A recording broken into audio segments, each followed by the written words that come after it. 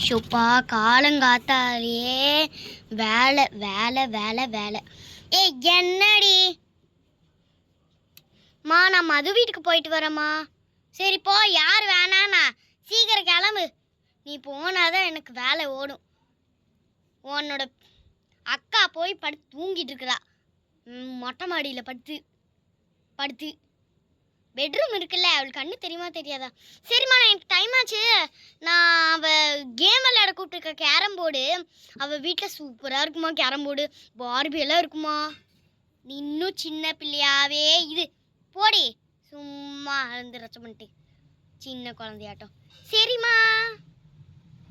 எப்பாடா எப்படியோ மது வீட்டுக்கு போகிறேன்னு சொல்லிட்டு தப்பிச்சாச்சு. சீக்கிரம் போய் மேலே போய் ஃபோன் எடுப்போம்.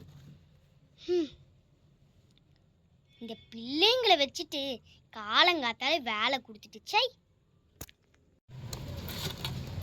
ஐயோ, ஃபோன் வேற எங்கே இருக்குன்னு இல்லையே. இங்கே இருக்கு இங்கே இருக்கு. சீக்கிரம் நம்பரை போடுவோம். 1303.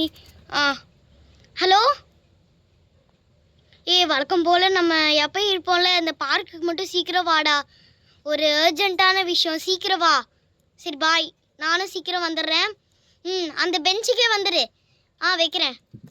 ஷோ, டக்கு டக்கு டக்கு டக்குன்னு ஓடணும், அம்மாக்கு தெரியாமல் ஓடணும்.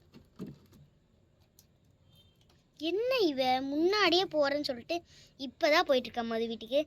சரி, அவளோட வெட்டி பேச்சு நமக்கு எதுக்கு. சரி, நம்ம போய் சமைப்போம்.